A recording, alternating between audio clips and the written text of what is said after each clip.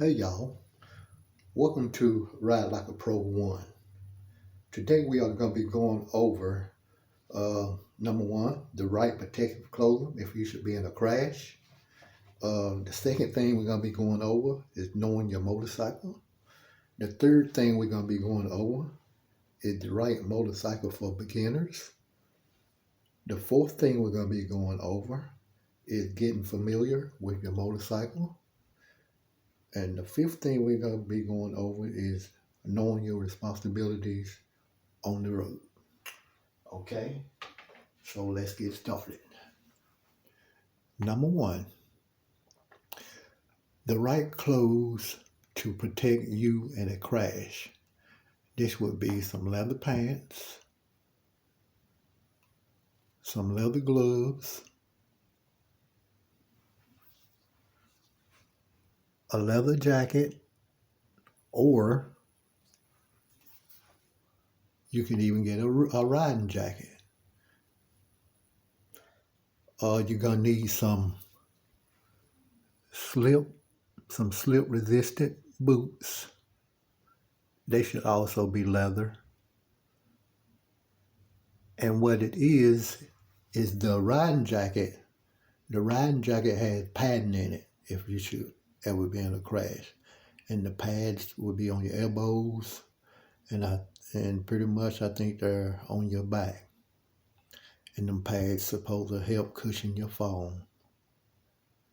So you would need leather pants again, leather gloves for your hands. That's so you know that leather will protect your hand from getting skin up, and a leather jacket. If you don't get a riding jacket, you can get a leather jacket. And slip resistant boots meaning the soles of the boot, which is the bottom of the boots, will have they're made so they won't slip like out here on the highways and the roads. You have vehicles that they if you notice as you're going down the road, there's like a black like spot in the center of the road. That comes from like oil leaking, probably brake fluid leaking, antifreeze leaking out of vehicles. That's typically where most of the fluid from vehicles out on the highways, it leaks in the center of the road. If you notice, you can go down the road, like I said, and you can see a black, in the center of the road. It's sort of darker than the rest of the road. That's why you should have slip resistant boots. And that way, you know, when you come to a stop and put your feet down, and if you got slip resistant boots, if you put your feet down at all, you shouldn't slip because that's what it is, slip resistant boots. Okay. Knowing your motorcycle. Okay, this means getting familiar with your motorcycle.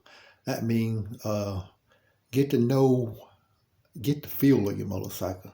Like get your clutch feel. You can feel when it's getting ready to start pulling.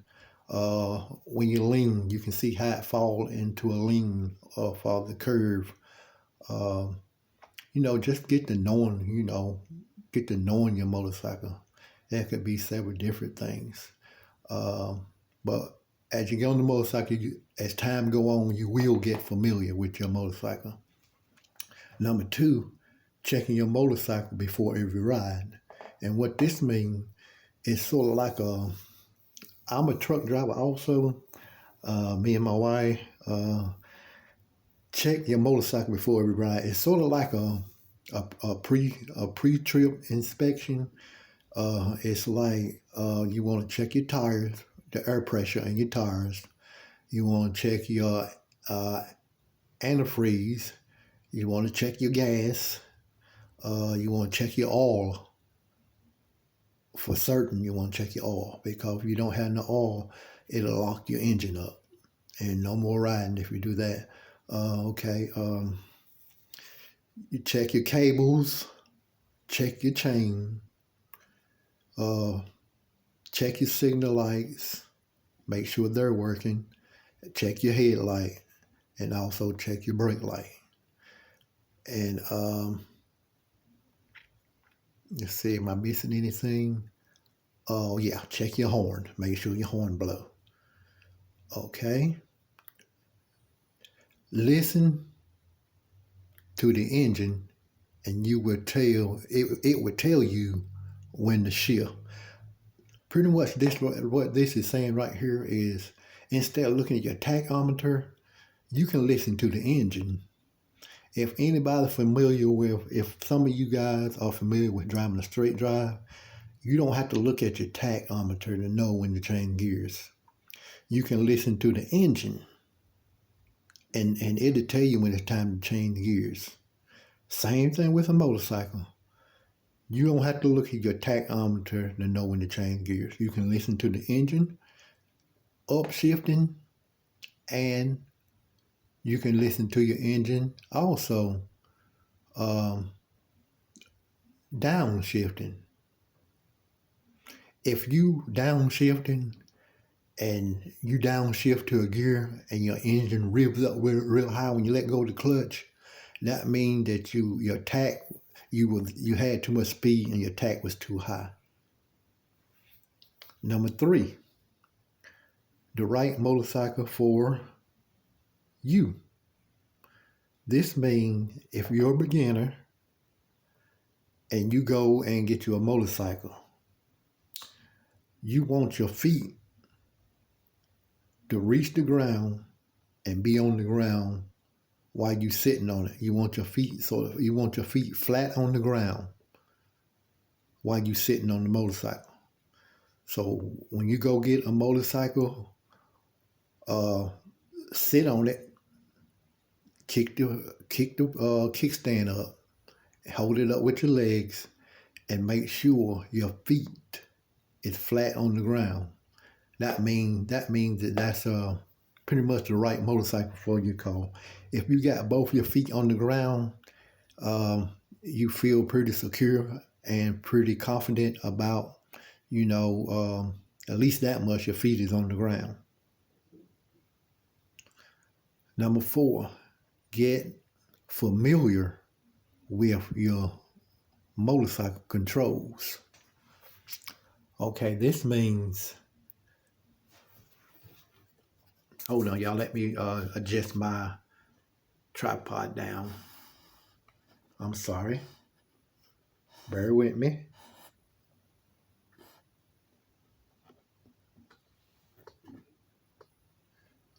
Okay, get familiar with your motorcycle controls. This means know where your headlight switch is at, know how to put it on low beam, high beam, and know where your turn signals is at, the turn signal switch. That means turn your turn signals, and you want to know how to put it on the left turn signal, and you want to know how to put it on the right turn signal. Your clutch lever. You want to know where your clutch lever at. Your gas throttle. You want to know where your gas throttle is at. The front brake lever. You want to know where your front brake lever is at. Your back brake pedal. You want to know where your back brake pedal is at.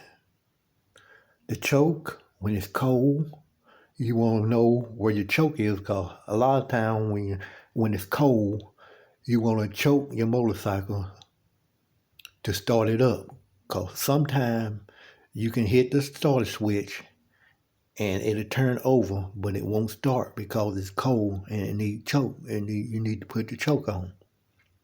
The horn. You want to know where the horn is at. The speed odometer. You want to know where your speed odometer is so you can see how fast you're going. Your gear lever. You want to know where your gear lever is at so you can change gears. Your ignition. This is where your key go. You want to know where your key ignition switch is at. The engine kill switch. You definitely want to know where your engine kill switch is at, because if for any reason you might get in some type of emergency situation where you need to kill the engine, this engine kill switch will cut everything off. Referring to the engine, it will cut the engine off. Electric starter. You want to know what the electric starter is to start the motorcycle. And this was in the book also, which this is old school. A lot of these bikes today have the electric starter. You ain't got to worry about a kickstart. But what this is, it's a kickstart. I mean, it's just like what it says. You take your feet. It's got a kick lever that you pull out, and you put your foot on it, and you kick down, and it turns the engine over. It starts the engine.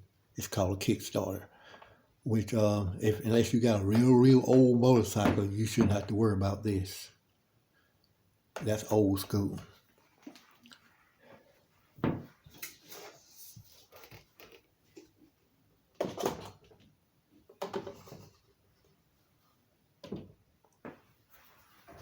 Okay. Number 5, knowing your responsibilities. This means knowing your responsibilities on the road.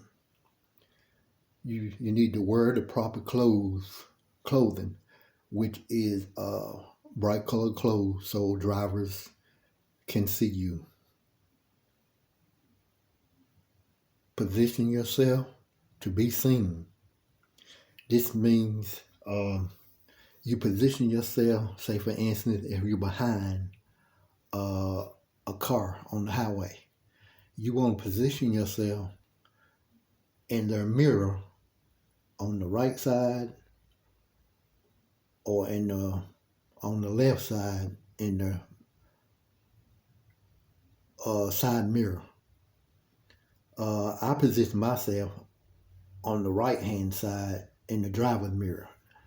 To me, that's position yourself to be seen. That way, they can see you in the mirror of the side mirror, and also in the rearview mirror.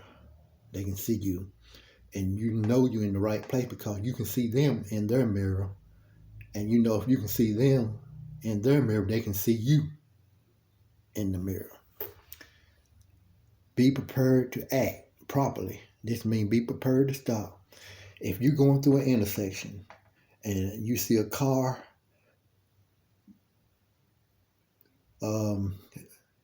any car. If you see cars, on the other intersection going the opposite way, be prepared to stop. This means cover your clutch, cover both brakes, go through at a speed where you can stop if you need to. Always be prepared to stop in the intersection, or be prepared to do whatever, if it's swerve, to miss, to avoid an accident or a crash. Whatever you need to do, always be thinking and be aware of your surroundings. Scan the path 12 seconds ahead. That means you can count 12 seconds. Put a object ahead of you and count 1, 2, 3, 4, 5, 6, 7, 8, 9, 10, 11, 12. 12 seconds ahead of you. That's how far you should look out in front of you on a motorcycle. You don't want to be looking straight down in front of you at the road, 5 or 10 feet out in front of you. You want to look out as far as you can see straight out in front of you. That's the way I do. That way you can be scanning where you're going. Use your signal lights when turning. Always, when you get ready to turn, what I do, I tap my front brake, and that makes my back tail light flash. That way, it makes drivers behind me aware that I'm either getting ready to slow down or I'm getting ready to turn. It gets their attention. And the last thing, always be aware of your surroundings on a motorcycle. Always be aware. Don't sit on there thinking about everything else. What bill I'm gonna pay, or where am I gonna ride to? Plan that out before you get started, or make arrangements as you go. Just be safe about doing it, but always be aware of your surroundings. That's gonna do it for this video. Please like and subscribe and keep watching. Thank you. See you on the next video. God bless you and have a good day. Bye-bye.